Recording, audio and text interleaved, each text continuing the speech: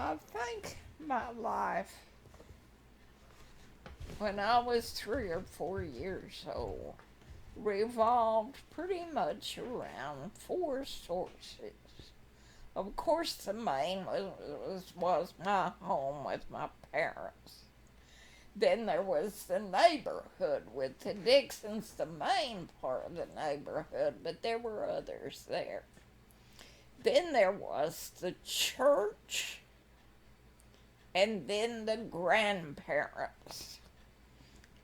Now, my father called his parents every day on the telephone and went to see them at least once a week, usually taking me with him. And my mother's mother phoned us every day, usually around supper time. And my mother went to see them about once a week and usually took me. So they were very much a part of my life. Now, I remember when grandmother and granddad Lusk's house burned, and then they lived in an apartment near that lot. And we would go to see them at that apartment and then take them over to see where their new house was being built. And I remember the new house when we first saw it after it was completed. We thought it was the prettiest house we'd ever seen. And I remember my mother and her sisters going around inside and examining everything. And I found Granddad in the backyard, kneeling down, planting flowers, blooming flowers. And I knelt down beside him, and he let me help him plant those flowers. I'll never forget that. And then I remember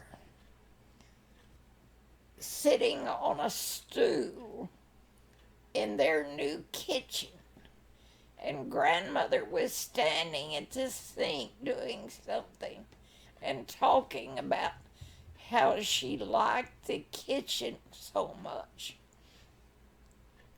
And then Granddad told me that he had just gotten back from Galveston and he had brought something to me. Now, he was on the board of the Santa Fe Hospital in Galveston, and he had to take the train down there often for meetings of the board. So this time he had brought something to me, and then he showed me it was a pretty shell, and he showed me that if I would hold it to my ear, I could hear the ocean roaring. And I did that, and I heard the ocean roaring. That was so exciting. And do you know I still have that shell? And it's on the windowsill in our bathroom.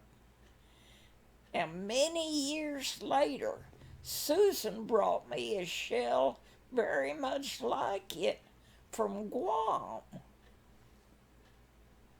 So I have both of those shells on my bathroom windowsill.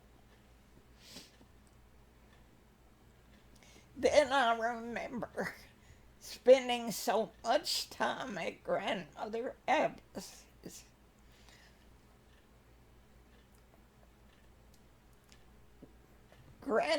grandmother and granddad Abbas's, I should say. And usually they sat in their back bedroom, which was a large room with the bed at one end, and the other end had a large gas heater, and which was like a fireplace to them. They sat. They had their chairs on each side of that heater, and that's where they sat all the time when they were not doing something else. And we would sit there next to them and talk. And I just remember I loved to hear the talk. They talked to my daddy about what was in the Cleburne paper and what news he had heard around town. They wanted to know everything that was going on in Cleburne. The Cleburne paper didn't have much in it except local news. And we only got the Fort Worth papers with state and national news on Sundays. And we never got any news on the radio that early. So we mainly only had local news. And that's what they liked to keep up with. And Aunt Kate, who also lived in the home, and she had a pretty bedroom in the front part of the house, and with pretty furniture and everything that she had collected. And she usually sat with us by the fire and talked, and when it was not cold weather, we still sat there and talked. And often we sat out on the porch in big rocking chairs and talked. And it seemed that nearly every Sunday we took them for a ride in the car. And we would ride in the country around Cleburne, and I was so surprised that Granddad seemed to know who had settled on every piece of land and who had bought it after that. And it was so interesting to hear him tell that. And then sometimes we saw wildflowers blooming, and we would stop and pick the wildflowers, and I would bring a bouquet of flowers back to my mother.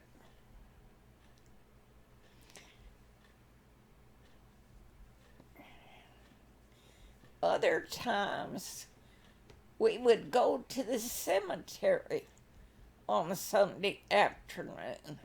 It seems like we did that very often. And if they had any flowers from their yard, they would bring them.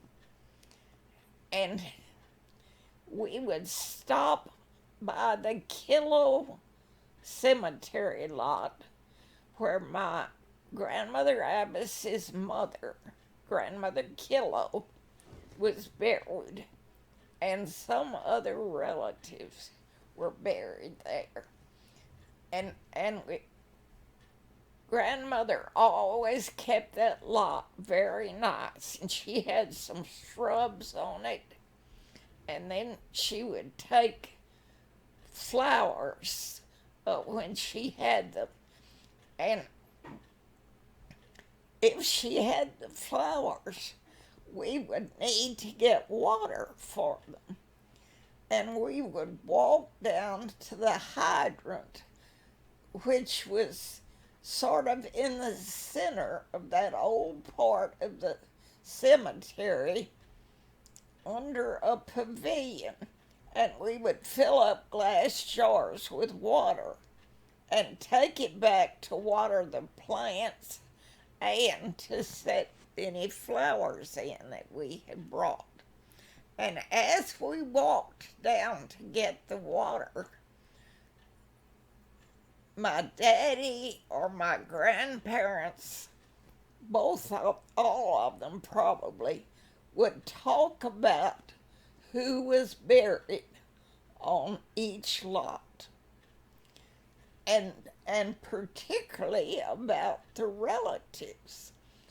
There was a lot where Granddad Avis's father was buried that he had bought just for his father, and that's all that was buried there. And it had a very nice monument on it. And then the one that I remember the most was Cousin Belle's mother's lot. That she was married to Colonel Chambers, who was known as the father of Cleburne. And when she died, he had this beautiful monument built for her. Big, and it had angels on top. It was just beautiful. And I was so proud that she was my cousin. And we would just stop and examine that. So those were some of the things that we did on Sunday afternoon with my Abba's grandparents. And back sitting by their fire, they always wanted to know what I had been doing. And I told them everything that I could think of that I had done that week. And I was always making some little something out of construction paper or something. But my mother, of course, would help me. And my daddy always had me bring anything I had made to show them. And I guess I was a little older when I first memorized a very short Bible verse. But anytime I memorized anything or learned anything, they wanted to know about it, and I always told them. But also, and I loved that attention from them. They made me feel so special.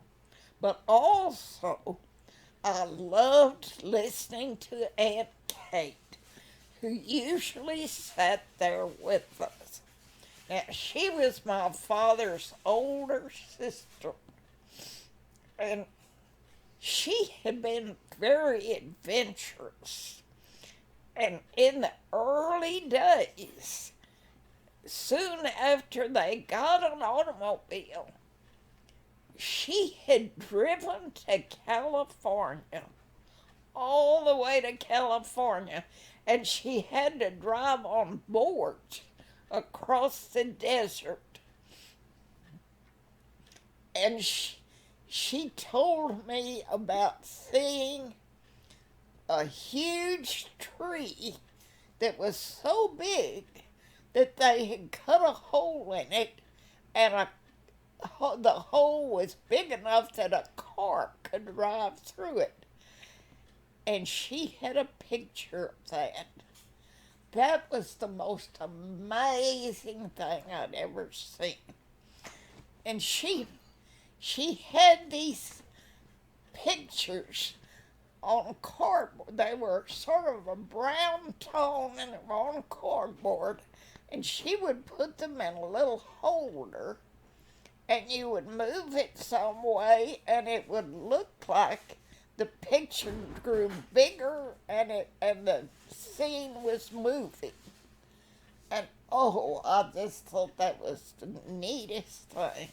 And I loved looking at her pictures. And I especially remember the one of that car driving through a hole in a tree.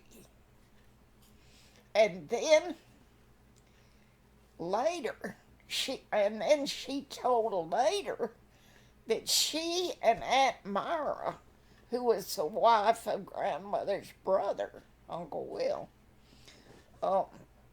they had taken the train to Yellowstone Park and then had taken a tour bus through it. And she had lots of pictures of Yellowstone Park. And I thought that was the most amazing place. And that's when I started wanting to go to Yellowstone. And I wanted to go. And when we finally got to go, I was so thrilled. Anyway, those were some of the things we did when I was 3 and 4 years old. And then we would usually walk down to Uncle Will's, which there was one house in between their houses, and visit with them. And they would want to talk about what was happening in Cleburne, what they had read in the Cleburne paper.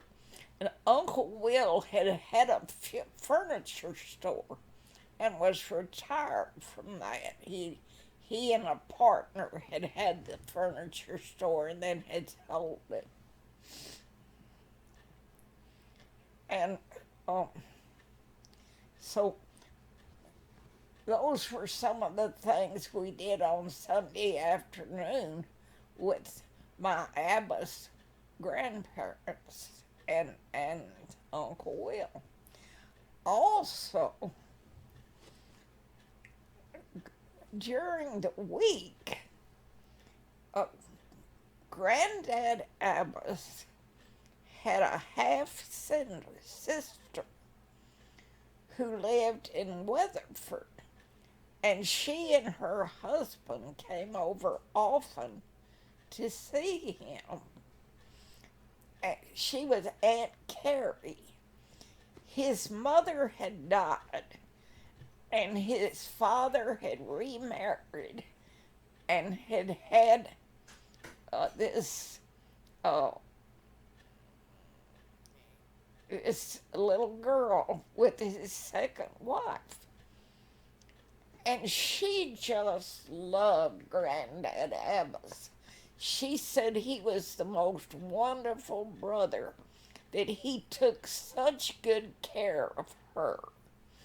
And when their father got sick and they had to move into town and bring him to get medical care, Granddad Abbas still took such good care of her and her mother, and she was so grateful to him. So she had her husband drive her over from Weatherford as often as they could to see him, and especially after he got ill with leukemia. And she had 2 daughters, and they were beautiful. And oh, I was so proud of those cousins. They were quite a bit older than me, but I was so proud that they were my cousins. And I remember they came to our house too sometimes. And one of the cousins married a lawyer in Weatherford, and the other one went to sing with Jack Amlong's orchestra. Now, I don't know whether she actually got to sing in programs with him, but that was what she was trying to do. So I was very proud of those cousins in Weatherford.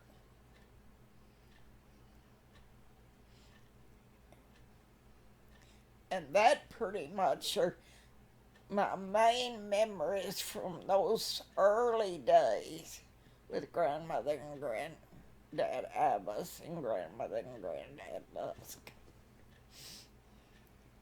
Then there was the church. In Cleburne, the church provided our social work, our social activities, our social entertainment, our educational inspiration, as well as our spiritual. And I remember my mother taught a Sunday school class of the primary children, and she asked my daddy to get a big book, big book from wallpaper, the wallpaper department of the store.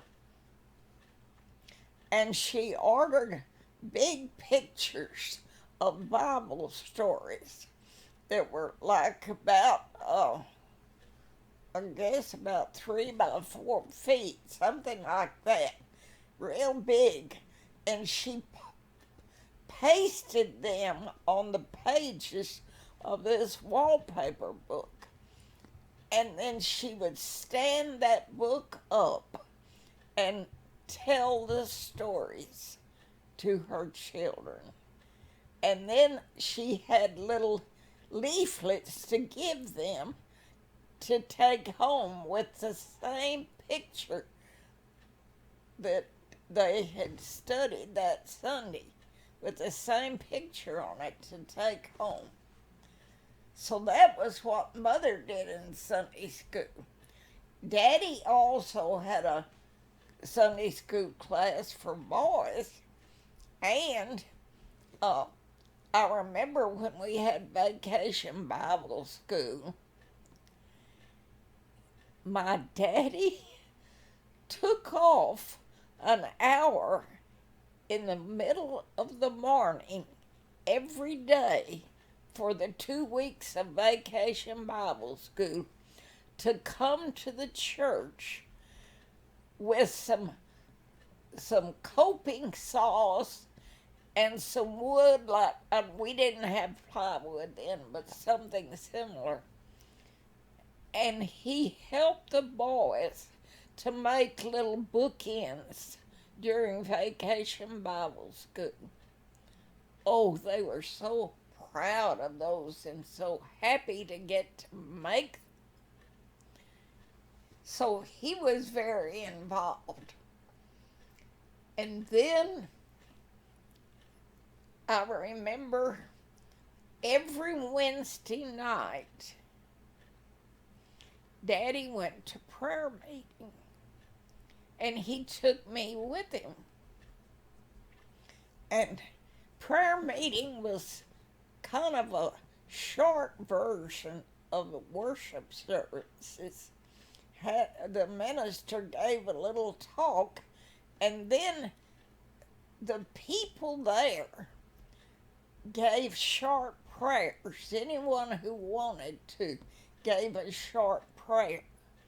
And they were scattered all around the auditorium, and they would people would stand up and give their little prayer. My daddy always gave his little prayer, and Usually I was asleep in his lap by then, but he would lay me down on the pew and stand up and give his prayer. And so that was prayer meeting. Then I can remember Nell Dixon sitting on the sofa in our living room with my parents on either side of her, and she was showing them some papers of things. And it turned out that she had been the superintendent of the Sunday school for a number of years, and she was turning that job over to my daddy to become the superintendent of the Sunday school. And that's what she was instructing him on then.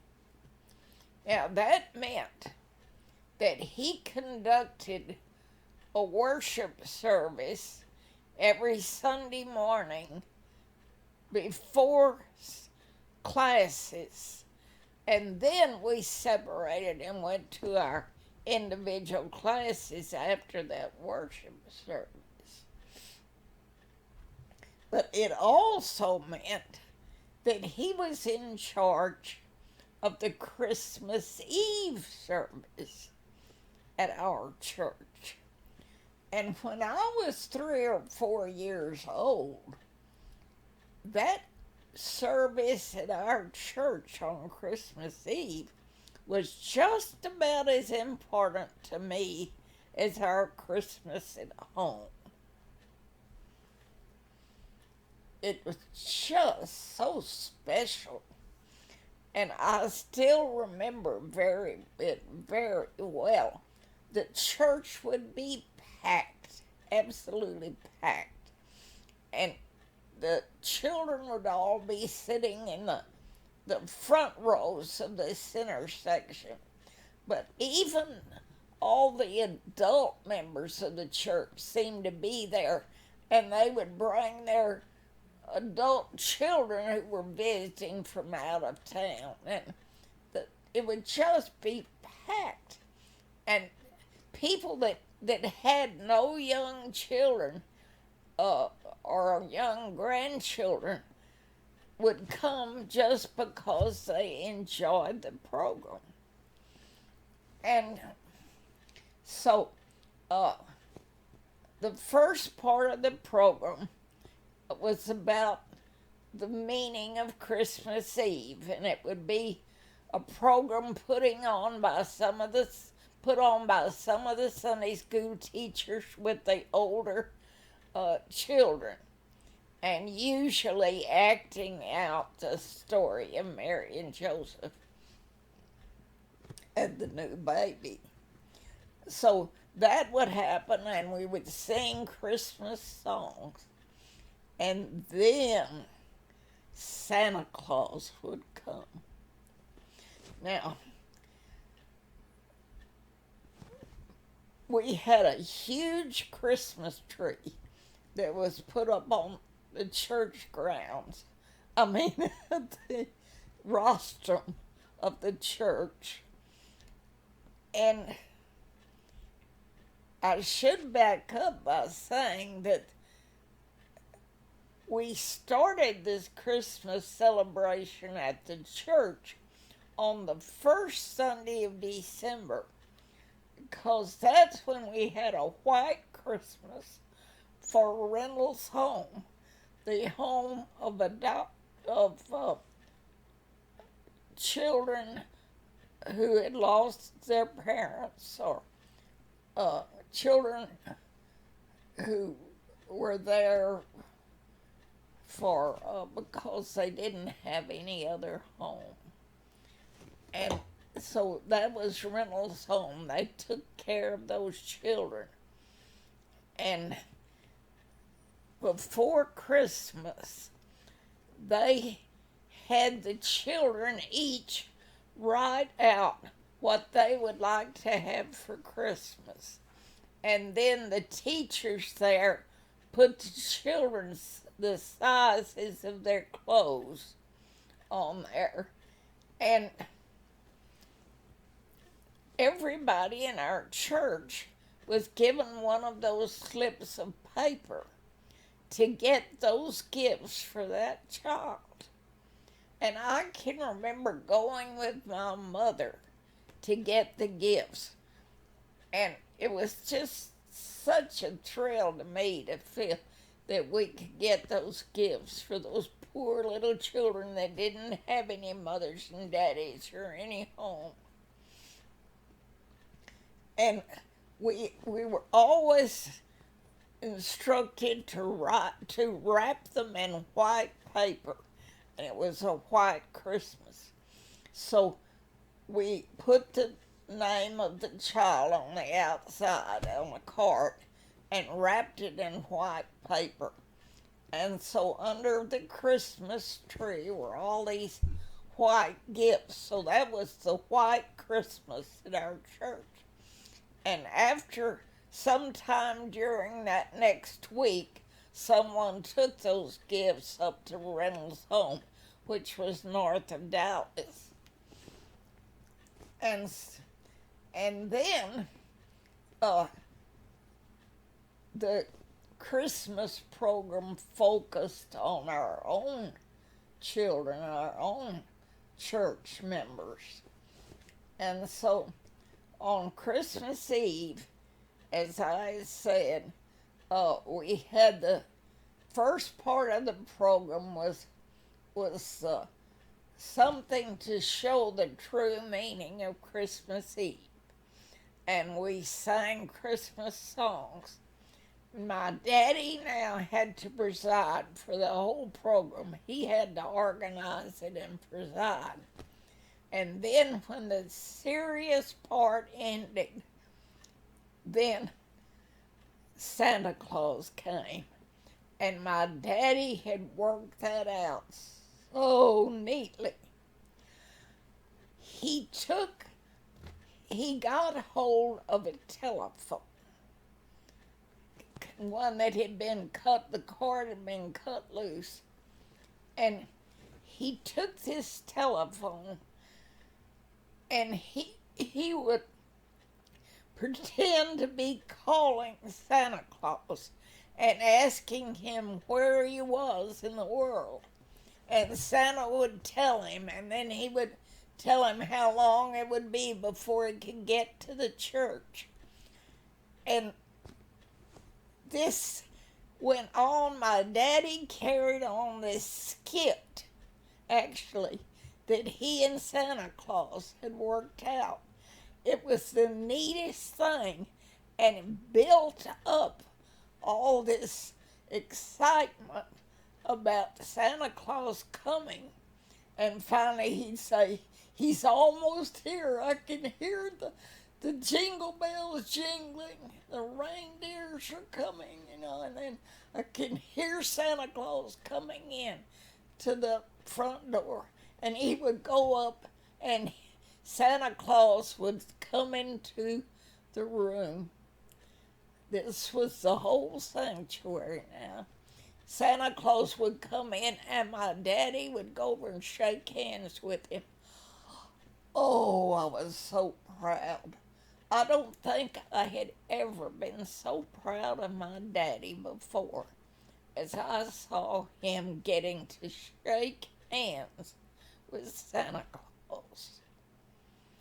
And then he led Santa Claus down to the front of the church, and they talked the whole time, carrying on this skit that they had made up. And so Santa Claus came down to the front of the church, and he was carrying this big bag on his back.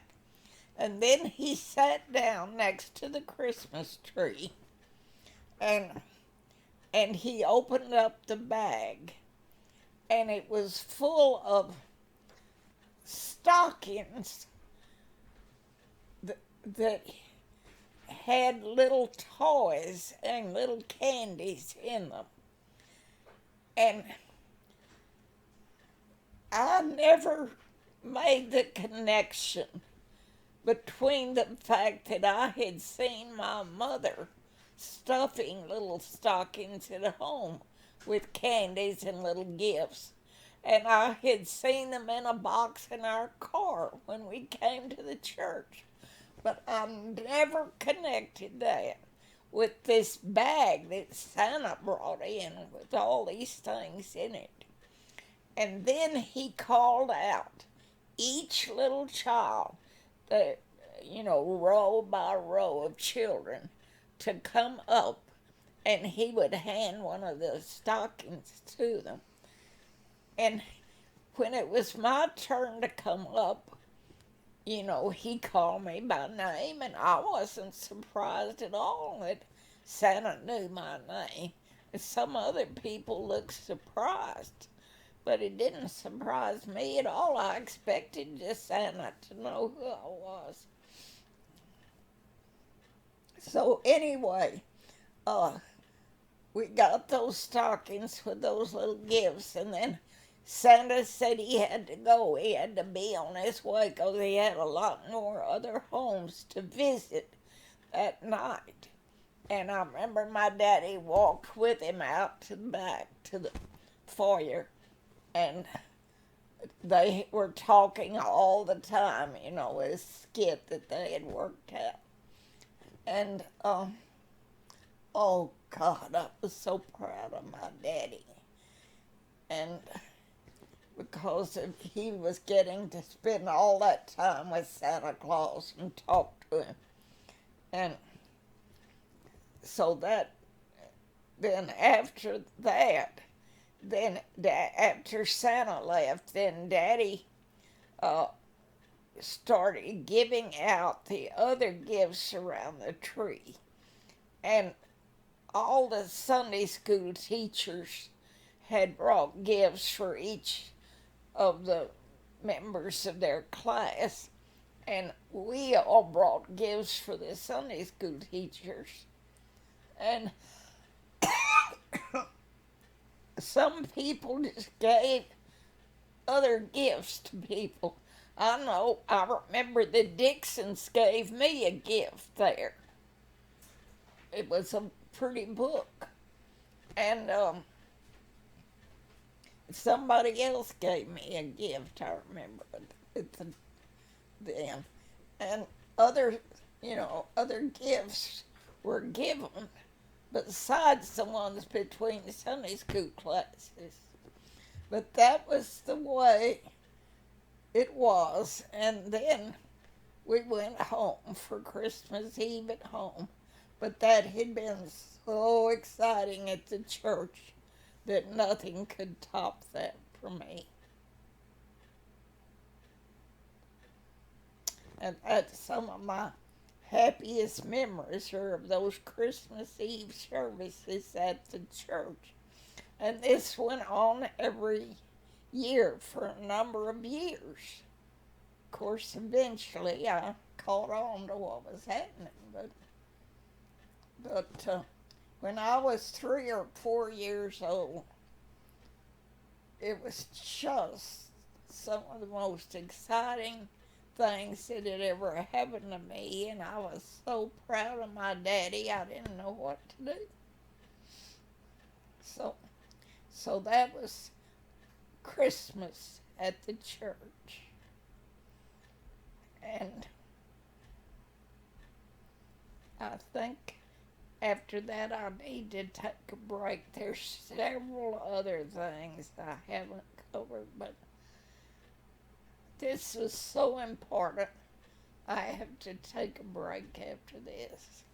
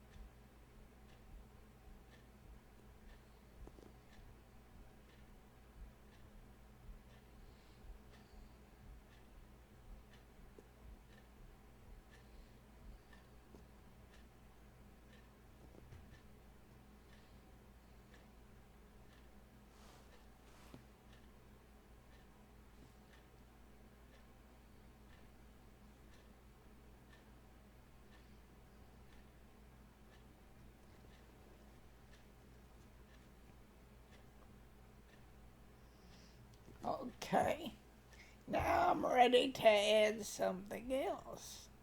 Still thinking of when I was 3 or 4 years old. Everybody in those days had a washwoman because there were not any kind of washing machines, much less electric, but nothing, no kind of washing machine at all. And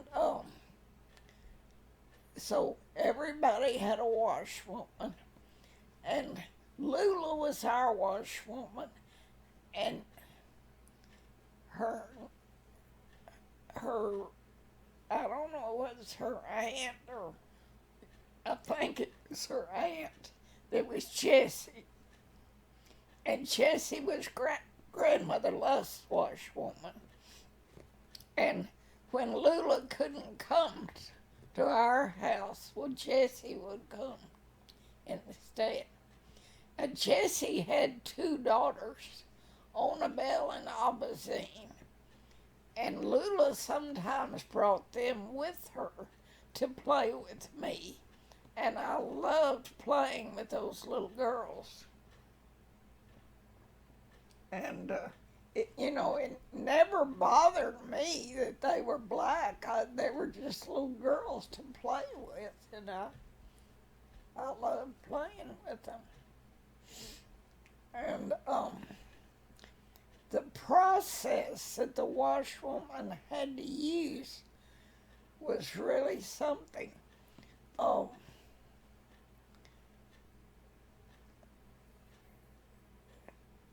big black iron wash pot had a fire built under it to heat that water, and that water was heated to boiling, and the sheets and towels were put in that boiling water, and they were managed with like a pole. It was like the handle of a broom or something, and swished around in that. And then I'm not sure whether this was before or after, but they were also rubbed on a rub board, and everything else was rubbed on a rub board, rubbed back and forth with your hands to try to clean them. It's a wonder it just didn't ruin the fabrics. And so they were rubbed back and forth, and then it seems like there were big wash tubs full of cool water that they were dipped in and rinsed with, and eventually wrung out by hand and then hung on the clothesline to dry. So I may have left out a step, I don't remember, but anyway, it was a complicated process. So the next day was the day for ironing. Now, the clothes were usually brought off the clothesline late that evening. But if they hadn't been brought then they were brought the next morning. And then Lula had to do the ironing, which took all day. And so that laundry took 2 full days. And then there were other times that Mother used the services of Lula. Whenever we had company for dinner, which we seemed to have frequently, uh, Mother would ask Lula to come and help her prepare the meal. And also, Mother would ask Lula to come when she had any fruits or vegetables that she wanted to can. Like she was going to make jelly or pickles or can some vegetable just as the vegetable. And this was done because things like that were not really available in those early days in Cleveland in the stores. Pickles and jellies and not many vegetables. So you pretty much had to can those things yourself if you wanted to preserve them. Now, as far as getting fresh ones, they were usually bought by a farmer that would come in his wagon down the street and call out that he had nice fresh corn or nice fresh black-eyed peas or whatever. And the women would go out and buy from him then. And that was the way we got them. And I remember my mother sitting out in the backyard shelling peas and shelling black-eyed peas and snapping green beans.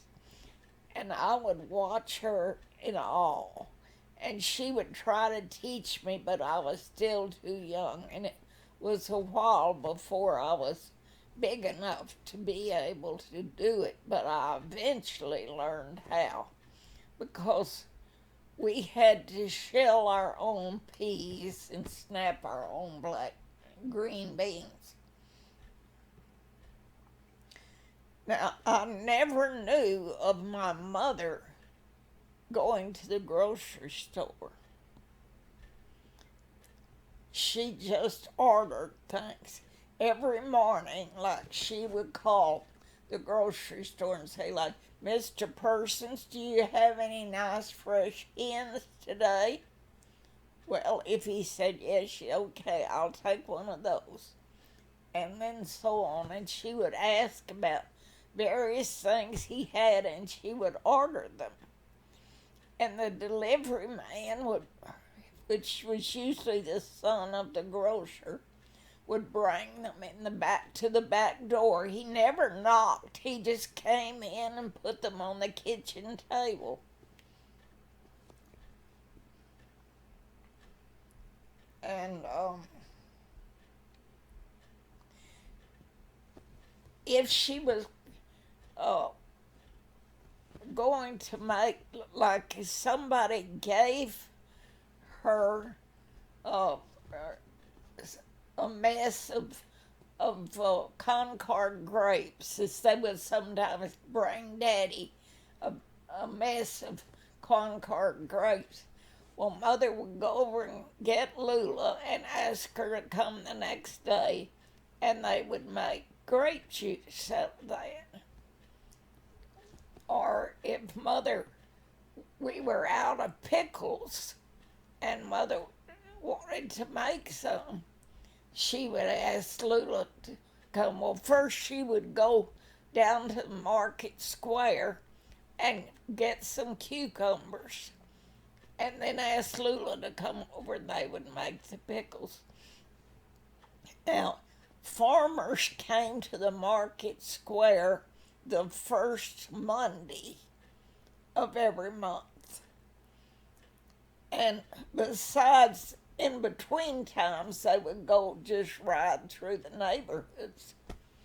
But I can remember going down there on first Monday, and they always unhitched the horses or the mules, which had pulled the wagon, and put them over in a corner of the market square lot. And I would always ask my mother or my daddy if he was with us to take me over to let me see the horses, and I would pat them. So seeing them was the important thing for me. I remember one time when Mother needed Lula the next day, and we went over to her house, and she and her husband were having their supper, and they were eating Vienna sausage. Well, I had never seen Vienna sausage before, and I thought it looked so neat, and I asked if I could have some. So, of course, Lula invited me to sit down, and I sat there and I ate all of their Vienna sausage. I ate their supper, or the main part of their supper. That was terrible. I should not have been allowed to do that. And I remember her husband was a barber, and he had a barber chair in their living room, and I would go in and play in the barber chair when we went there. And I thought that was such fun. So, anyway. And then the other black family that we were close to was Henry's, the porter at the bank. And Henry had 4 sons who were, I guess, in their late teens around that time. And one of them was always getting into trouble.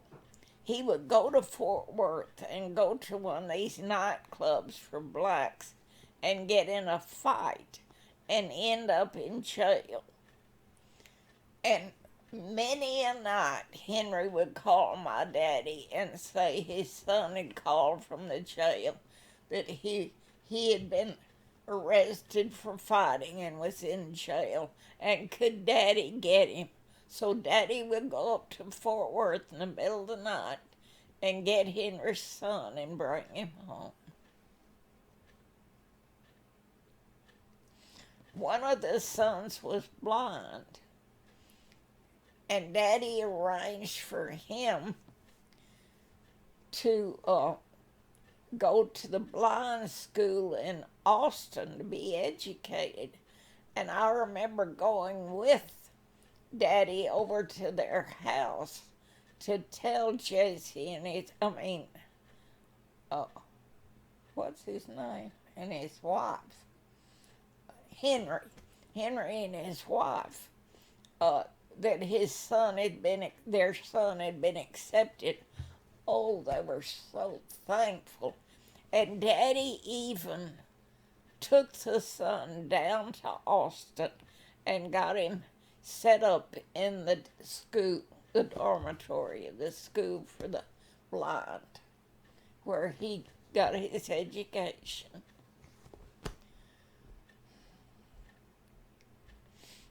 Another son was George. George was a good-looking boy, and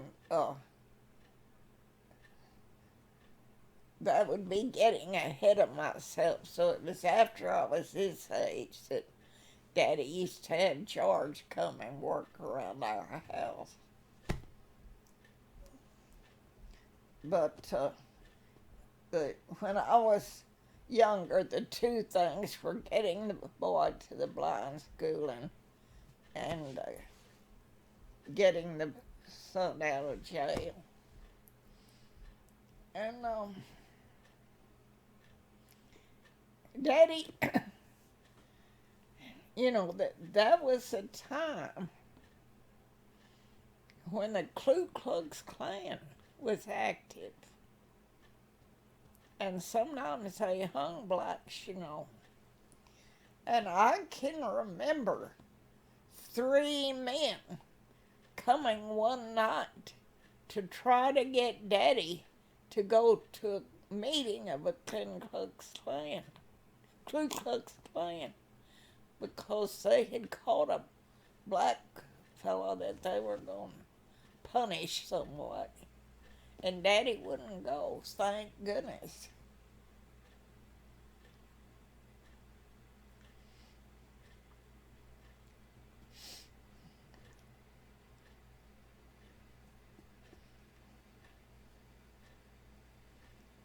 So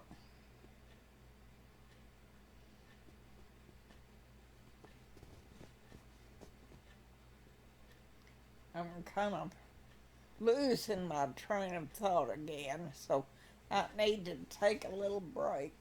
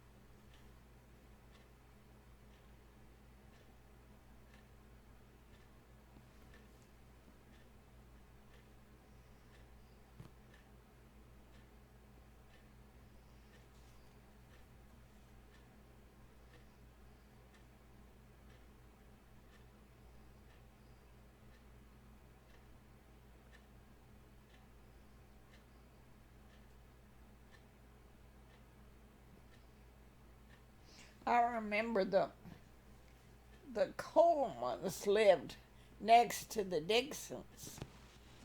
And I remember I liked to go to their house. And I can remember sitting in their living room with Mrs. Coleman, and she was giving me cookies. And they had a fire in the fireplace. It was so nice. And they had two enormous bulldogs, and they were both asleep. They were elderly dogs, and they were both asleep by the fire. And I was fascinated by them. I loved those dogs. But Mrs. Coleman had to keep warning me not to touch them. And I wanted so to hug them because I loved them. But she said, no, don't touch them. So I guess she expected them to rear up and hurt me if I touched them. But then she would take me into the backyard. And when the weather was nice, they had a fish pond back there that I enjoyed with pretty fish I liked to watch. And they had a swing that you could sit, two people could sit opposite each other on the swing and swing back and forth. I liked that. And they had pheasants and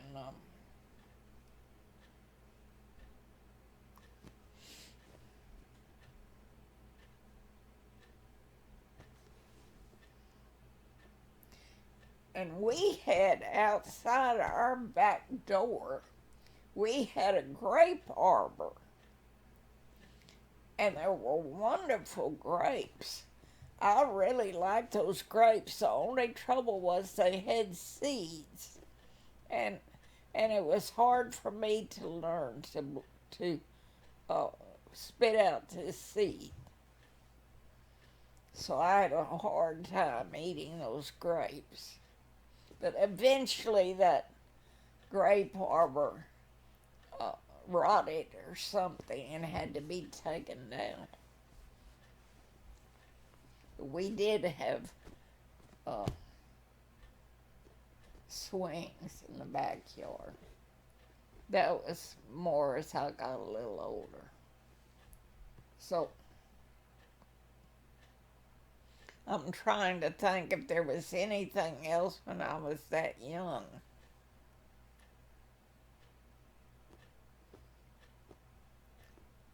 And right now,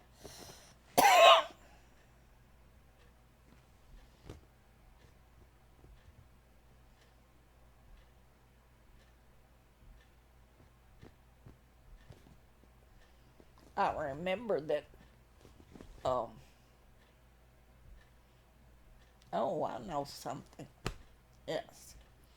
Oh, since grandmother and granddad's big house burned, and Estelle and Doc were planning to get married in it, since it burned, they married in our house. And I was the flower girl in the wedding. And I remember all the furniture was moved out of our living room, and there were rows of folding chairs put all along in the living room facing the fireplace. And the minister stood at the fireplace, and that's where the bride and groom walked to, and my mother, and I'm not sure how many of the other sisters were in the wedding, but they all went up around the fireplace. And of course, I hardly knew what was going on. And some lady that I didn't know was leading me around in the bedroom and kept checking to be sure I looked all right and everything was fine with my hair and everything, and that I had a little basket of flowers. And then when the right time came, she led me over to the back of the aisle and pointed me to walk slowly down the aisle to my mother, who was up there by the bride. And so that's what I did.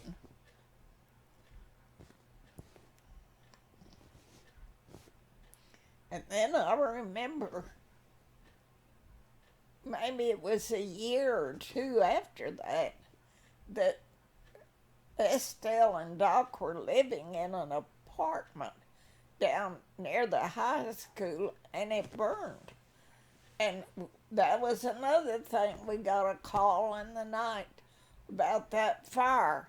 And this time my parents just put me in the back seat because they thought they wouldn't be gone too long. But they did go down and help. And there just were so many house fires in those days. I guess it was because the construction was just not as near as good as it is today. But that's why I would hear so many fire engines. And I remember Daddy took me to the fire station to try to help me overcome my fear. And the fireman showed me where they stayed upstairs and where they slid down the pole and how they rode on the truck. But I was still scared of them afterwards.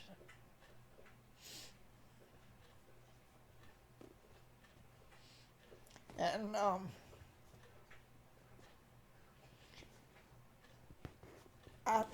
I found out later, much later, that the reason my daddy took me everywhere was because my mother had health problems after I was born. She she was so disappointed that I was not a boy, and she wanted so to give Daddy a boy, a son, and so she kept trying to get pregnant, and she had some health problems, and then she got pregnant, and then she had a miscarriage. And she told me much later that she thought in that miscarriage was a little boy. But the doctor, she asked the doctor, and he said he couldn't tell. But she was sure it was a little boy, and she had lost him. And she grieved for that little boy. And then she had some kind of health problem, which she kept trying to get pregnant. And finally, she got pregnant with Ann, but she was so careful that whole time to not lose that baby. And so that's why my daddy took me everywhere. Kept me out of the way so I wouldn't bother her. As much as possible, he took me. And I can remember he always liked to stop and see any construction that was going on, any building. He was fascinated by buildings. And we would stop and he would talk to the workmen and examine how they were doing things and all. And I always liked listening to the men, although I never understood a word they said. It was just interesting to me to be there and hear them talking. And then also he had to go out in the country frequently to visit farmers who were slow on their loan, paying back their loans to the bank. And he would have to go out and see them about that. And I got to go out there with him, and I remember that we often there was some horses or a team of horses or mules there with a wagon, and I was fascinated by the horses, and I remember the farmers telling me the value of the mules and letting me sit up on the horses and things like that, and I loved that.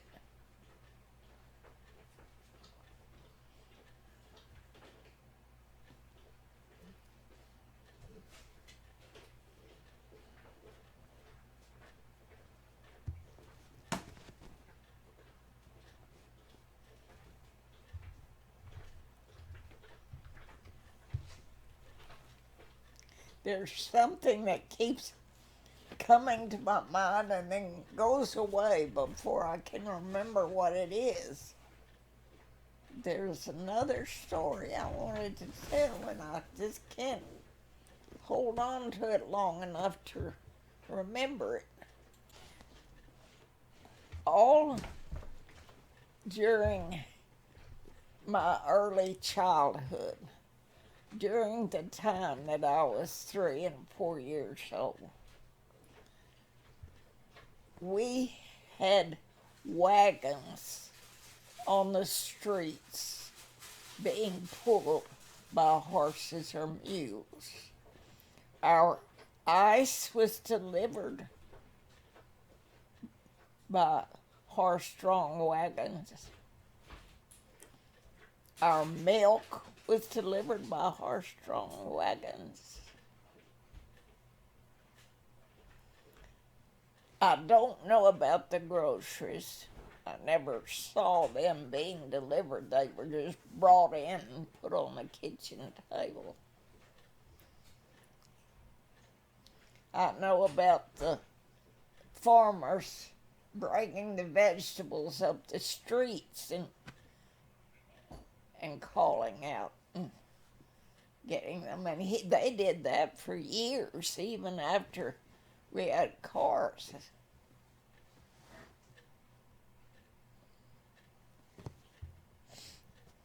So I think that was the main thing I wanted to end with, that I'm so happy that I got to start my life when we still had horse-drawn vehicles. And I got to live to see a good friend go in a space capsule around the world and another one go to the moon. And that's quite a difference. And I'm very thankful that I've had all these experiences. The end.